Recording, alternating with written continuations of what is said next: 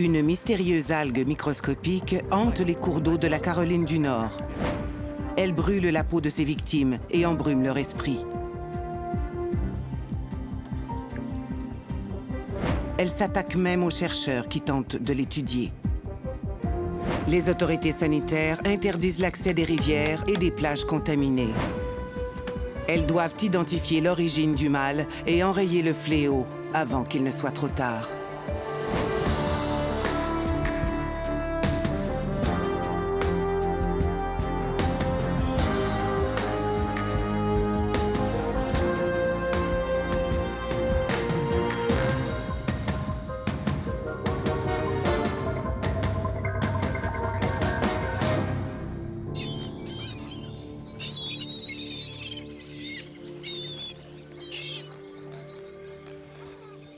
Le long du littoral de la Caroline règne une nature indomptée et grouillante de vie.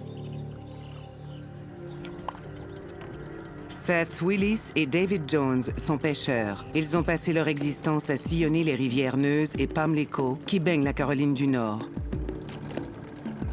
Mais depuis quelque temps, tous deux souffrent d'un mal étrange.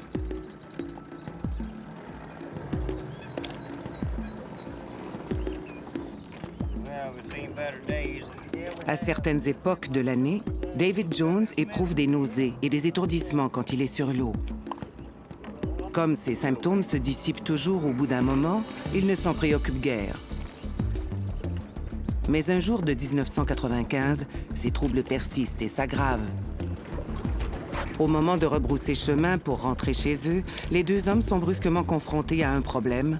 Aucun des deux ne se souvient de la direction à prendre. Pourtant, le temps est clair et les deux hommes connaissent la rivière Neuse comme leur poche. Mais ce jour-là, ils ne reconnaissent plus rien dans leur environnement. Les deux pêcheurs sont confus et désorientés. Ils tournent en rond pendant des heures à la recherche d'un point de repère familier, comme David Jones se le rappelle.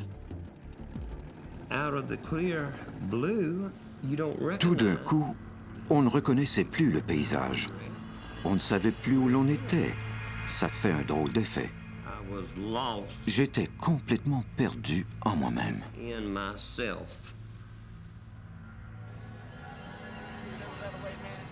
Après avoir erré sans but pendant des heures, les deux hommes finissent par retrouver leur ponton d'amarrage. Mais leurs gestes sont de plus en plus décousus.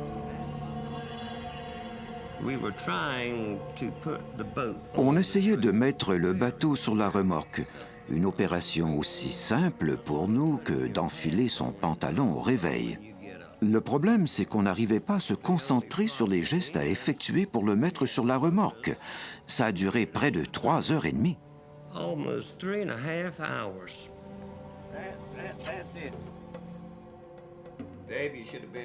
En rentrant chez lui, David Jones raconte l'incident à sa femme. Depuis quelque temps, Margaret Jones a remarqué des changements chez son mari.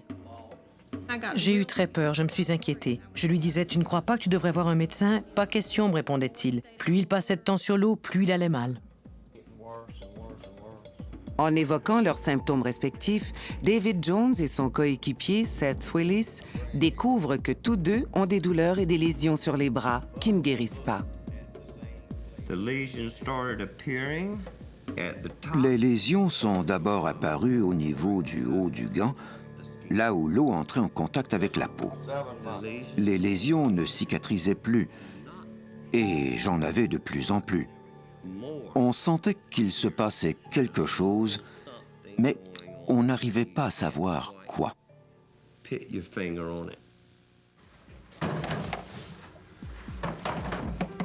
Chaque fois qu'ils partent pêcher, les hommes remarquent une recrudescence de leurs plaies. Mais ce n'est pas tout. Les poissons qu'ils capturent sont eux aussi constellés de lésions.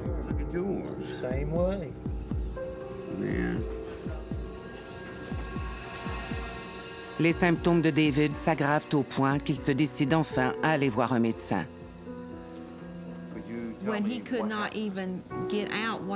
Il n'arrivait même plus à dire ce qu'il pensait. Je me demandais s'il ne faisait pas une dépression nerveuse parce que son comportement était devenu irrationnel. Il me disait sans arrêt qu'il avait l'impression que quelque chose rampait sous sa peau. Je ne comprenais pas. Je lui disais que c'était peut-être des démangeaisons ou une allergie, mais il répétait « Non, c'est comme si quelque chose rampait sous ma peau. »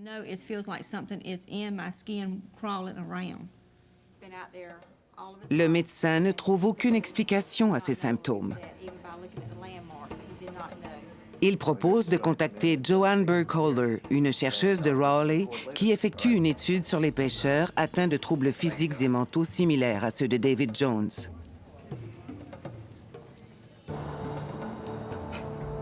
Écologiste du milieu marin, Joanne Burkholder dirige le Centre d'écologie appliquée de l'Université de Caroline du Nord. Elle a déjà entendu parler d'une mystérieuse maladie qui frapperait les pêcheurs comme David Jones.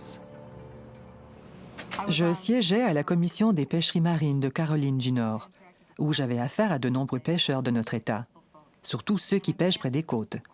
Petit à petit, je leur ai demandé s'ils avaient déjà été malades ou éprouvé des troubles bizarres quand ils naviguaient.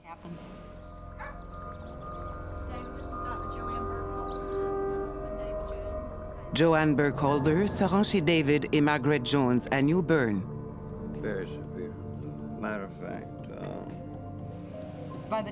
Quand j'ai rencontré David Jones, il avait les yeux et la peau qui brûlaient. Il respirait avec difficulté, parlait de façon confuse et se plaignait de sérieux trous de mémoire. Joanne voit tout de suite que David Jones a besoin d'aide. Elle lui conseille de consulter un médecin au service de neurologie du centre médical de l'Université Duke. Le docteur Donald Schmeckel est spécialisé dans les troubles neurologiques rebelles. Ces symptômes évoquaient des troubles du système nerveux. Il avait du mal à lire et maîtrisait mal ses émotions et sa réflexion. Il présentait aussi d'importants changements corporels. Il avait des problèmes hépatiques et un érythème cutané, ce qui multipliait les hypothèses. Était-ce une maladie systémique affectant indirectement le système nerveux ou une maladie du système nerveux proprement dit? La présence d'érythème suggérait que tout son organisme était affecté. Avant tout, Schmeckel fait passer à David Jones une scanographie.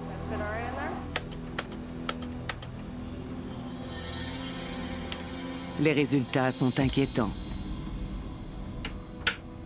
Les clichés montrent que David a subi des dommages neurologiques considérables.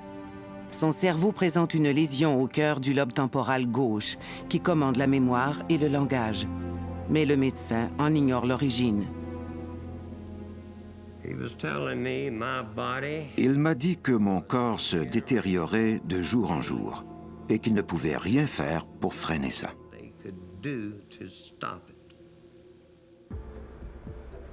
Les troubles dont souffre David Jones n'affectent pas uniquement les pêcheurs. Joanne Burkholder elle-même n'est pas épargnée. En étudiant des poissons de ces rivières de Caroline du Nord, elle ressent les mêmes symptômes que Jones.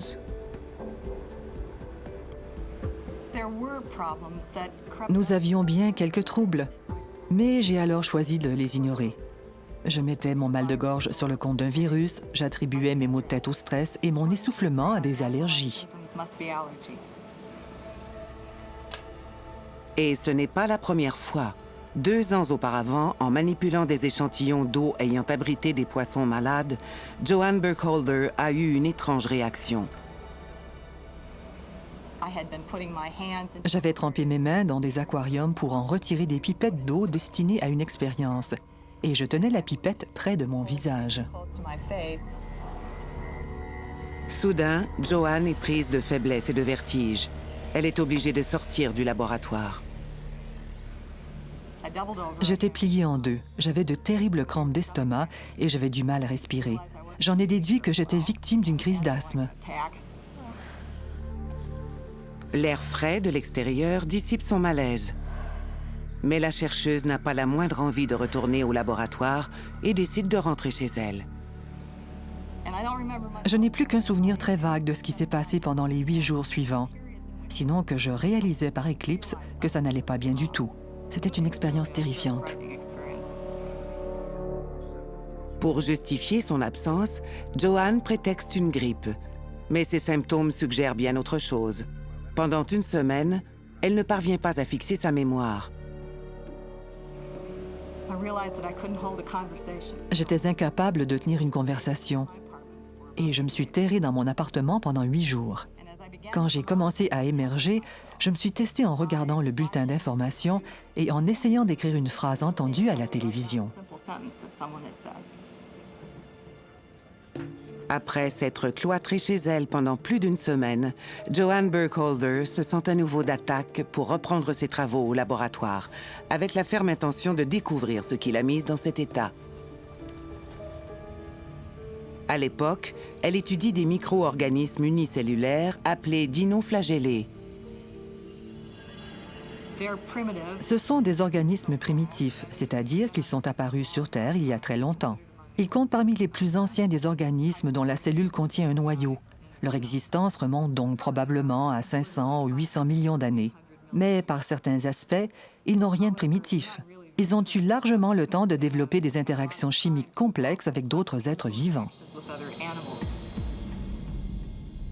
La deuxième fois que Joanne Burkholder ressent des troubles étranges, elle vient de commencer à travailler sur une algue microscopique appelée Fiesteria. Capable de se transformer jusqu'à 24 fois au cours de son cycle de vie, ce minuscule prédateur devient de plus en plus meurtrier au fil de son évolution. On a d'ailleurs découvert récemment qu'il est responsable de la mort de milliers de poissons des cours d'eau de Caroline. Pourquoi? Le mystère plane toujours. Mais la Fiesteria semble surtout abonder dans les estuaires côtiers, là où l'eau douce des cours d'eau se mélange à l'eau salée de l'océan. Sa présence dans les bassins de marée des rivières Neuse et Pamlico est alarmante. La Fiesteria est un organisme qui mange à peu près tout. Elle peut se nourrir d'organismes morts ou vivants, mais a une prédilection pour le poisson. Tel un microscopique Dr. Jekyll et Mr. Hyde, la Fiesteria est la plupart du temps une algue plutôt bénigne, qui siège paisiblement dans les fonds vaseux des estuaires. Mais quand elle sent la présence de poissons à proximité, elle grossit jusqu'à atteindre plusieurs fois sa taille initiale. À l'aide de minuscules tentacules, elle projette une toxine si venimeuse qu'elle est littéralement capable de dissoudre la chair des poissons. Bref, la Fiesteria peut être une implacable machine de mort. Les scientifiques craignent que cet organisme récemment découvert ne s'attaque également aux hommes. Il leur faut absolument le découvrir au plus vite.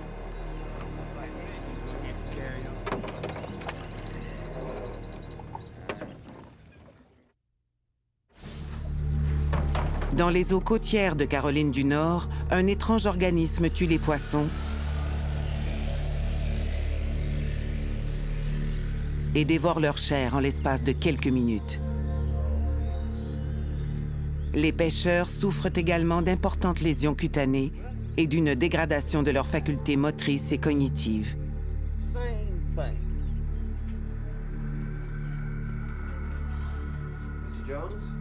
La maladie affecte beaucoup de pêcheurs, comme David Jones.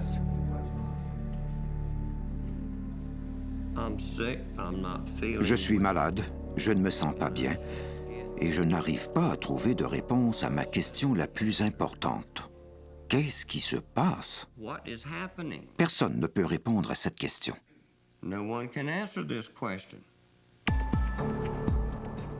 Au Centre d'écologie appliquée de Caroline du Nord, l'équipe de Joanne Burkholder cherche des réponses.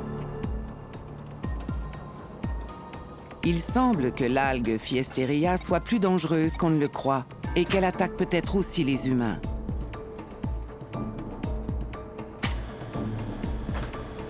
Les pêcheurs en sont les victimes les plus fréquentes, mais les scientifiques ne sont pas épargnés. Depuis des années, Howard Glasgow, chercheur en écologie marine, travaille avec Joanne Burkholder sur la Fiesteria. Lui aussi est atteint d'étranges symptômes.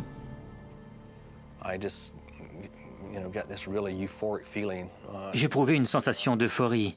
Dès que je me levais, mon esprit fonçait à 1000 km à l'heure, mais mon corps bougeait au ralenti comme en état d'apesanteur. J'avais presque l'impression que mon esprit sortait de mon corps. out-of-body experience, if you will. Hi everyone. Une bonne dizaine de chercheurs sont malades. L'université n'a pas d'autre choix que d'ordonner la fermeture du laboratoire pour désinfection, interrompant ainsi les travaux sur la fiesteria pendant plus d'1 an. Toutes nos cultures ont été détruites parce qu'elles ne pouvaient pas survivre à une période de dormance d'1 an et demi. On a donc dû tout recommencer à zéro. En juin 1995, un laboratoire de biosécurité de niveau 3 est inauguré. Il est divisé en 2 parties. Une zone confinée, dite chaude, réservée au travail sur des agents toxiques, et une zone séparée, dite froide, pour les travaux courants. Joanne Burkholder est satisfaite. La conception de ce nouveau laboratoire minimise beaucoup les risques d'exposition à des organismes mortels. L'équipe reprend ses travaux et ses cultures de fiesteria. Joanne Burkholder cherche la réponse à 2 questions essentielles. Par quelle voie l'algue contamine-t-elle les humains et que peut-on faire pour l'arrêter? Elle demande l'aide du Service océanographique national de Charleston, en Caroline du Sud. John Ramsdell et Peter Muller sont 2 experts mondialement renommés en matière de toxicologie marine. Burkholder leur fait parvenir un échantillon de fiesteria. Les 2 chercheurs vont tenter d'isoler ce qui rend l'algue aussi dangereuse. Peter Muller sait qu'on lui demande presque l'impossible. Ça revient à chercher une aiguille dans une meule de foin sans savoir à quoi ressemble l'aiguille. Il faut commencer par morceler la meule, jeter tout ce qu'on identifie comme du foin et analyser tout le reste. Et petit à petit, on reconstitue ce qu'on identifie comme la substance active. Tout cela sans savoir à quoi elle ressemble.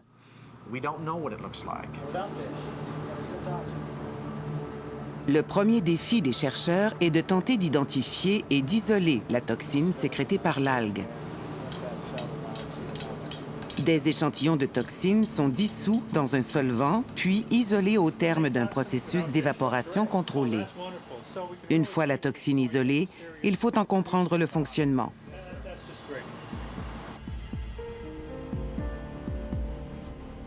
Dans leur laboratoire, les 2 chercheurs observent la façon dont des cellules spécialisées réagissent à la présence de la toxine. We probe inside the cells to look at the type of biochemical mechanisms that are occurring. On a sondé l'intérieur des cellules pour observer les mécanismes biochimiques qui se produisent. C'est à partir de cette information que les médecins ont mieux pu comprendre comment cette toxine avait des effets négatifs sur la mémorisation et comment elle provoquait la formation de lésions cutanées. Ramsdell et Muller découvrent une substance dangereuse aux effets inquiétants. Ils s'efforcent de décrypter le mécanisme par lequel la toxine de la fiesteria affecte le système immunitaire et les fonctions cérébrales. Maintenant qu'ils commencent à comprendre l'action de la toxine, ils veulent déterminer ses cibles de prédilection. Ils commencent par observer ses réactions face au sang de divers organismes. Ils constatent rapidement que la toxine ne réagit pas au contact du sang de poulet congelé. Mais il en va tout autrement en présence de sang humain.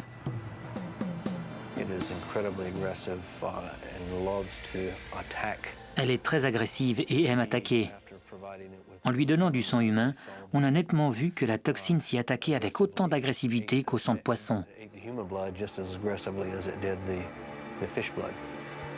Bien que travaillant dans une zone à l'innocuité en principe garantie, Howard Glasgow, spécialiste en biologie marine, est tout de même atteint de symptômes alarmants. Il m'arrivait de discuter avec des gens, de quitter la pièce, puis d'oublier que je leur avais parlé, ou même que j'étais déjà venu. Je leur reprochais leur absence, et quand ils m'affirmaient le contraire, je les traitais de fous, alors que c'était moi qui avais un problème.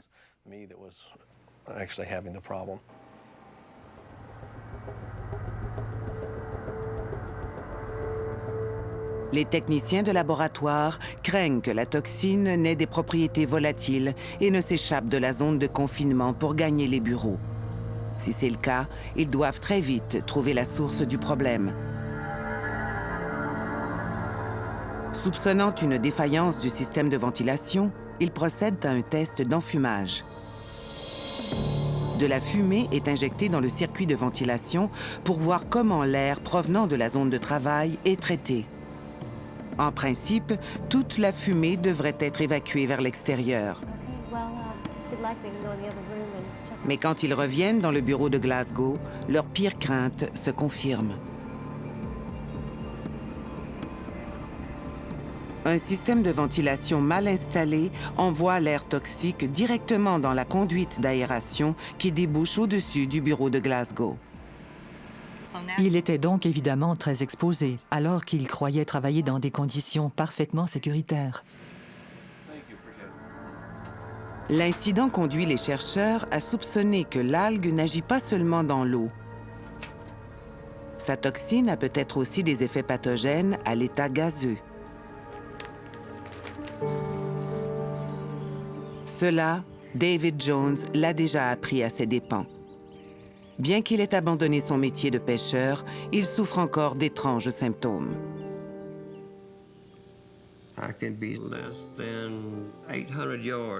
Il m'arrive de me trouver à moins de 800 mètres de l'eau et d'avoir la peau qui me démange, les yeux qui larmoient et mal à la tête. On sent que quelque chose ne va pas parce que nos sens sont affectés.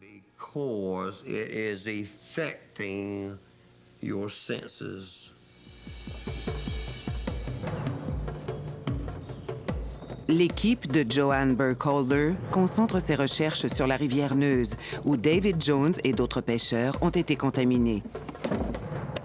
Si l'algue est concentrée dans l'eau, elle peut facilement passer à l'état volatile et infecter la population de tout l'État. Quand le vent se lève, il fait projeter en l'air des molécules d'eau chargées de toxines de l'algue Pfiesteria.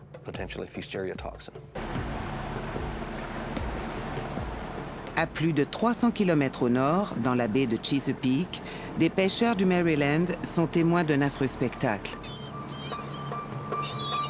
Des milliers de poissons morts flottent à la surface de l'eau, couverts d'horribles lésions, la queue rongée. Les pêcheurs tombent malades à leur tour. Dave Morley a pêché dans la région de Chesapeake toute sa vie.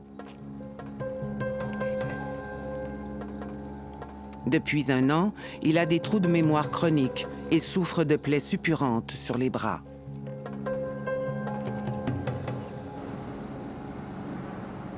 Inquiet, il consulte son médecin de famille.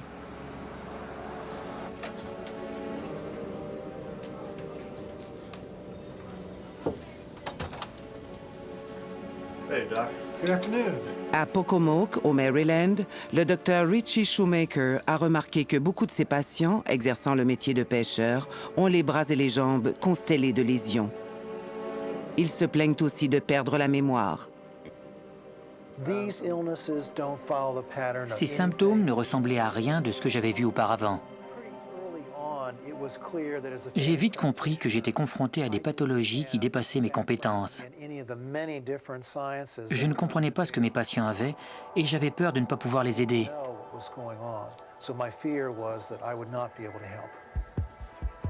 Shoemaker est très inquiet. Il entreprend ses propres recherches et découvre que des phénomènes similaires affectent les poissons et les pêcheurs de Caroline du Nord. L'agent pathogène serait une algue appelée Pfiesteria et le nom de Joanne Burkholder est évoqué à plusieurs reprises. Shoemaker la contacte. Il découvre alors qu'il y a des similitudes frappantes entre les symptômes de ses patients et ceux des pêcheurs qu'elle a étudiés.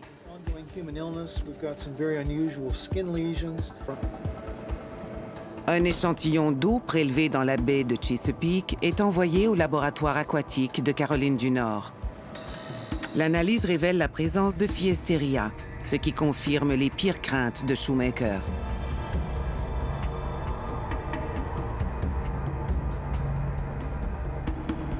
La dangereuse toxine infeste également les eaux du Maryland.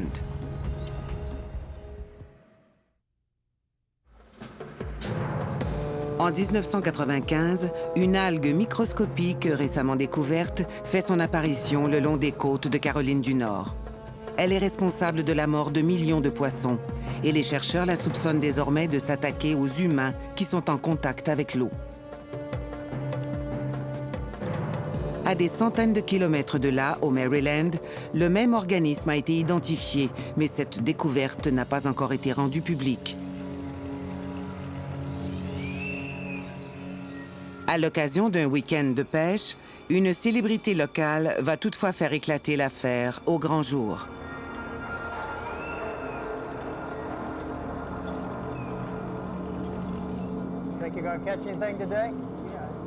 Paris Glendenning, gouverneur du Maryland, part faire une partie de pêche avec son fils. Au nord du pont-tunnel de la baie de Chesapeake, les deux hommes capturent une rascasse. Leur enthousiasme va vite se muer en répulsion en découvrant que le poisson est couvert de lésions. C'était horrible. On aurait dit que des parties entières de son corps avaient été rongées par de l'acide ou des vers. Le poisson était vraiment mal en point. On se trouvait visiblement face à un problème grave.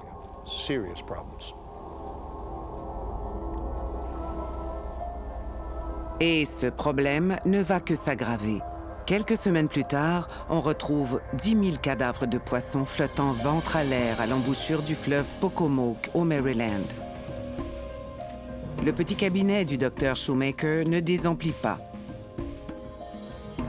Curieusement, tous ces patients se plaignent des mêmes symptômes: lésions cutanées, confusion mentale, perte de mémoire, maux de tête, fatigue, picotement de la gorge et des yeux.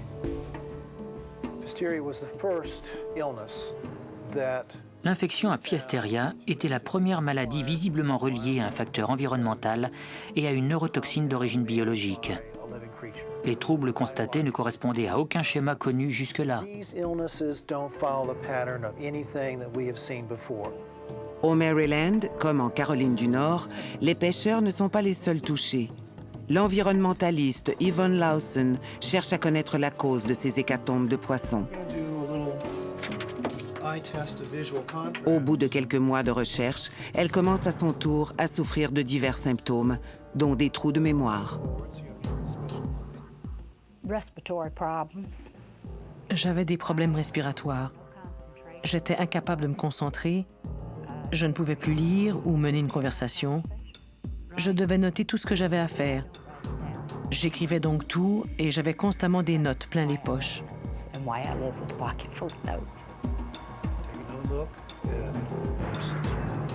Dans son cabinet, Shoemaker a identifié 60 patients qu'il soupçonne d'avoir été gravement exposés à la Pfiesteria. Les agents de santé ne peuvent plus l'ignorer. Il s'agit d'une véritable épidémie. Soucieuses de recueillir le maximum d'informations sur la Pfiesteria, les autorités sanitaires décident d'agir à l'échelle de l'État.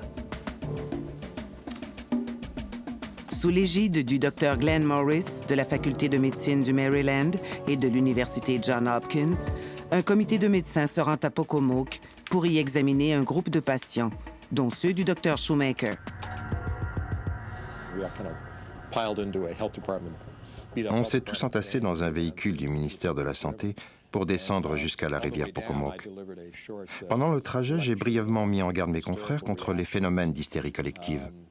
Je leur ai rappelé que notre but visait à rassurer la population, qu'il n'y avait pas de risque pour la santé publique. En réalité, les choses allaient se passer autrement.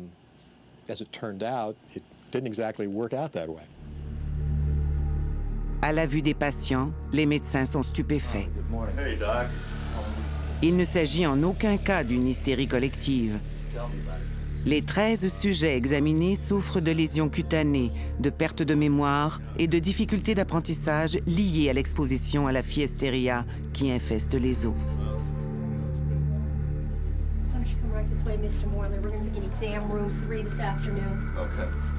Go right in and have a seat. Lynn Gratton, neuropsychologue à l'Université du Maryland, mesure les fonctions cognitives des patients.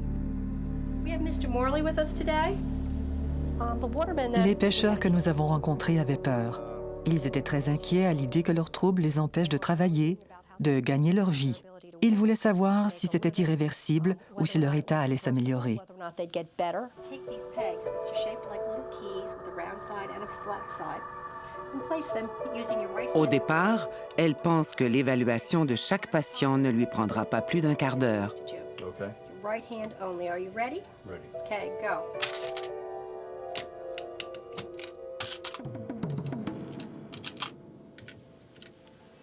I did not expect to find... Quand j'ai commencé, je ne m'attendais pas du tout à rencontrer des troubles significatifs ou spectaculaires. Il me semblait inimaginable qu'une toxine faisant irruption dans des estuaires puisse rendre des gens aussi malades. That could suddenly start making people ill. Les patients présentent des troubles si graves que Gratton passe finalement près de 2 heures avec chacun d'entre eux. I was in the state... Je n'arrivais pas à y croire. Il est tout à fait exceptionnel de constater des troubles d'une telle ampleur et identiques chez tout un groupe de gens. Les gens qui avaient été largement exposés au cours d'eau présentaient de graves problèmes d'apprentissage et de mémoire. Suffering from significant problems in new learning and memory. Au bout de 10 jours d'évaluation, les médecins de la commission se réunissent pour discuter de leur première découverte. You got 13 people and just about everybody has some kind of skin problem. There were some on the feet, some on the hands, and some on the trunk. So, interesting. Their stories were quite amazing.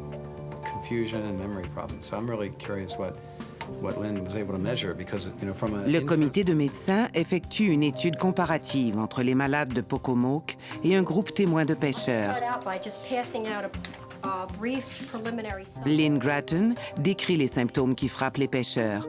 Elle a constaté que les sujets exposés à des eaux contaminées éprouvent d'importantes difficultés cognitives. Findings essentially demonstrated that the impairment was in this compartment of memory, the element of memory that is involved in new learning. They were able to learn material at a much slower rate than age and education compared normals or non-exposed individuals. The deficit was pretty significant. And this probably explains why they're complaining of confusion. They're not taking in or learning information. Ce n'était pas de l'hystérie collective. Il se passait quelque chose de très réel, de tangible et de très étrange dans le cerveau de ces gens.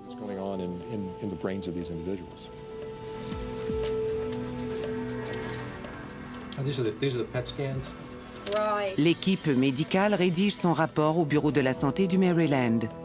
Les experts ne mâchent pas leurs mots. As you can see here, there's some hypermetabolic activity outlined in the bright yellow in this group compared to the control group. Now, we have to keep in mind... Un faisceau d'indices suggère fortement que l'exposition à la rivière est à l'origine de problèmes d'apprentissage et de mémorisation. Mais comment y remédier? What we have here is still a mystery. We don't know what's going on with these people, but the data that we have say that there's something real that's happening. One of the things I'm not comfortable with is I'm not... Il n'y a qu'une seule certitude, le problème se trouve dans l'eau. We're going to have people out there on that river, and are we comfortable with people having continued exposure to the river based on what we're seeing with these findings? We need to get the state health department into this and go to the governor. You know, the governor is ready to close the river if you give him the red light and tell him to. Yes, under those circumstances, from a public health standpoint, we got to shut down the river. Le gouverneur n'a pas le choix. Il réagit sur le champ. Pour la première fois dans l'histoire du Maryland, la rivière Pocomoke est interdite au public. Nul ne sait pour combien de temps, ni si les malades pourront être soignés.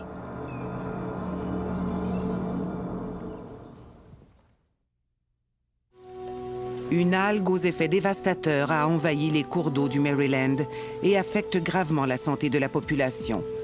En 1997, le gouverneur de l'État interdit l'accès à la rivière Pocomoke. Il ne veut rien laisser au hasard. Ce qui, au départ, n'était qu'un problème local de mort massive des poissons, s'est mué en une menace pour la santé et la vie humaine. À l'Institut national des sciences de l'environnement et de la santé de Caroline du Nord, des scientifiques se réunissent pour faire le point sur l'état de la recherche sur la toxine de la Fiesteria. Beaucoup de responsables de l'État du Maryland sont venus, mais aussi des pêcheurs, des médecins de la région et des scientifiques invités pour nous éclairer sur le problème. Nous nous sommes tous réunis pour exposer des données ou des idées et plancher sur le phénomène responsable de la maladie des poissons. Les scientifiques s'interrogent surtout sur ce qui a pu déclencher la maladie.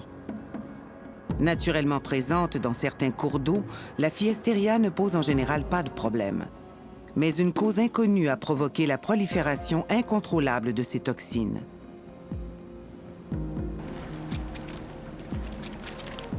Selon les scientifiques participant au colloque, la multiplication de la Fiesteria pourrait résulter de l'excès de nutriments dans l'eau, dû en grande partie au déversement de déjections animales dans les rivières qui compromettent l'équilibre écologique. En Caroline du Nord, le volume du lisier est tel qu'il est visible depuis l'espace. On considère que la quantité de lisier de porc en Caroline du Nord équivaut à la totalité des eaux usées de la Californie et de New York réunies. Les autorités de l'État décident également d'interdire l'accès à la rivière Neuse, contaminée elle aussi. Quant au Maryland, pour lutter contre la prolifération de Fiesteria, il adopte en 1998 la loi la plus sévère des États-Unis en matière de salubrité de l'eau.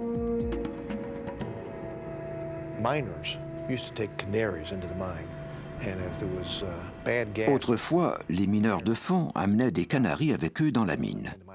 En cas de fuite de gaz, le canari mourait et les mineurs se précipitaient vers la sortie avant d'être asphyxiés. La Fiesteria joue le même rôle que les canaris d'autrefois.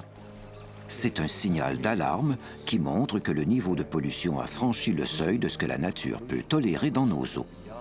Cela démontre que nous devons faire quelque chose pour y remédier.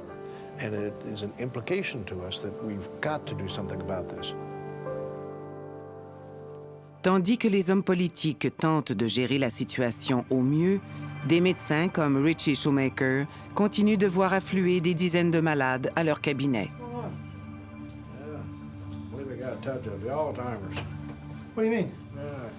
Shoemaker en voit défiler tellement que, mu par son intuition, il décide d'essayer un traitement à la cholestéramine, un puissant médicament anticholestérol. Une fois absorbé, il s'aimante au mauvais cholestérol et l'entraîne hors de l'organisme du patient. La cholestéramine a été utilisée pour traiter de nombreuses affections toxicologiques dans le passé. C'est l'une des rares substances qui lie les dioxines, le chlorophalanil, le DTT et les PCB. Il en lie les toxines. Shoemaker a vu juste.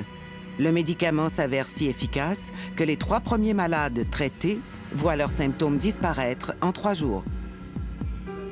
Shoemaker découvre que le traitement doit être administré peu de temps après l'exposition à la Fiesteria et qu'il est plus efficace sur les sujets ayant subi une exposition limitée.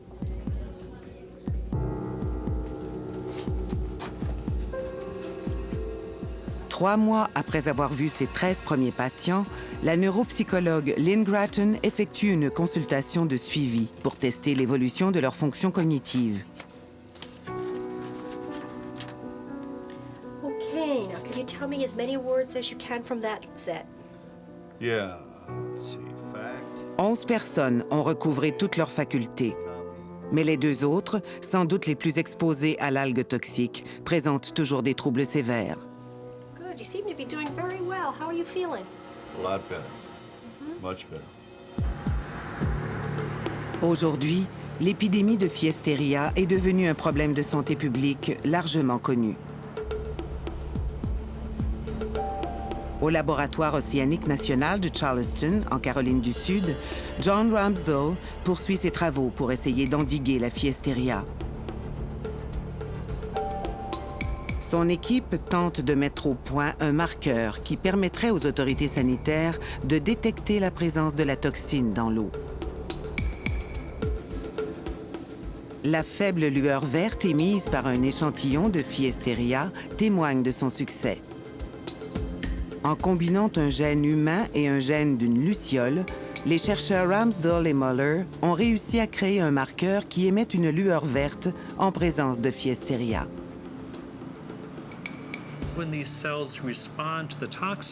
Quand les cellules réagissent à la toxine, elles déclenchent l'action du gène qui ordonne à des enzymes spécifiques d'émettre une lueur verte. Autrement dit, les cellules sont comme des petites lampes qui clignotent en présence de la toxine. Elles subissent un changement biochimique qui, au lieu de déclencher une action toxique, génère de la lumière.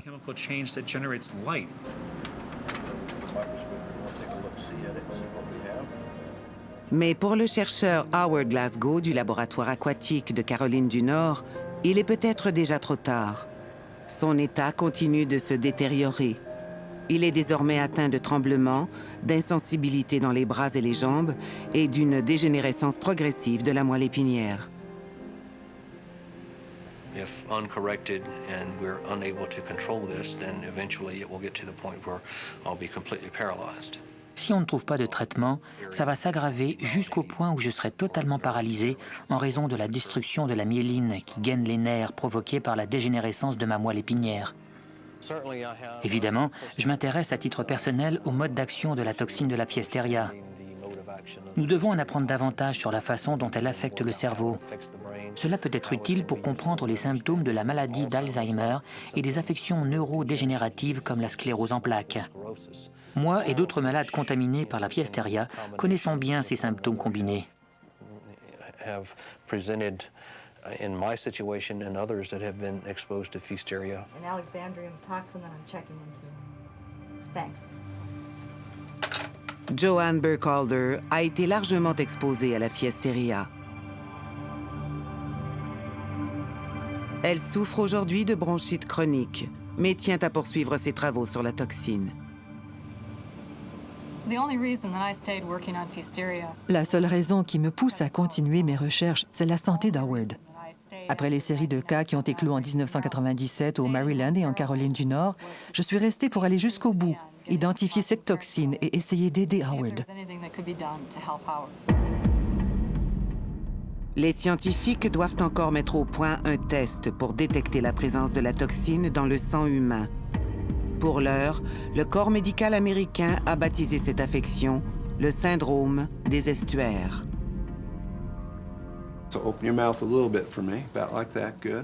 Les recherches continuent, mais la question de savoir si ces symptômes sont bien dus à la Fiesteria fait encore débat. Les symptômes sont si atypiques qu'ils peuvent être ceux d'autres maladies très communes. Nous ne connaîtrons la réponse que lorsque des tests fiables sur la toxine auront été mis au point. Et d'ici là, la prudence commande qu'on évite de manger des poissons présentant des lésions et de s'approcher des lieux où des poissons meurent en masse. Richie Shoemaker, au contraire, considère que les symptômes sont suffisamment caractéristiques pour être pris au sérieux. Il ne s'agit pas de croire n'importe qui sur parole.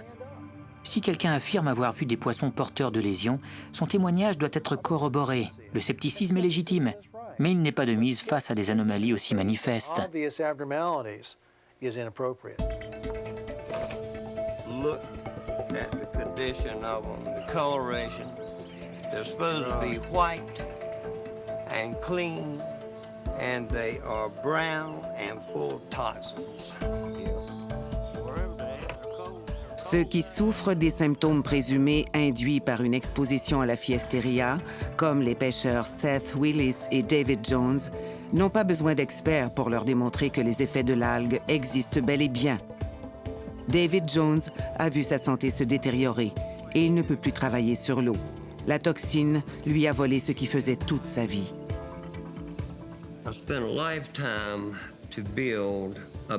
J'ai passé ma vie à essayer de bâtir une entreprise et j'ai tout perdu. On a le sentiment d'être un poids pour autrui et c'est difficile à vivre.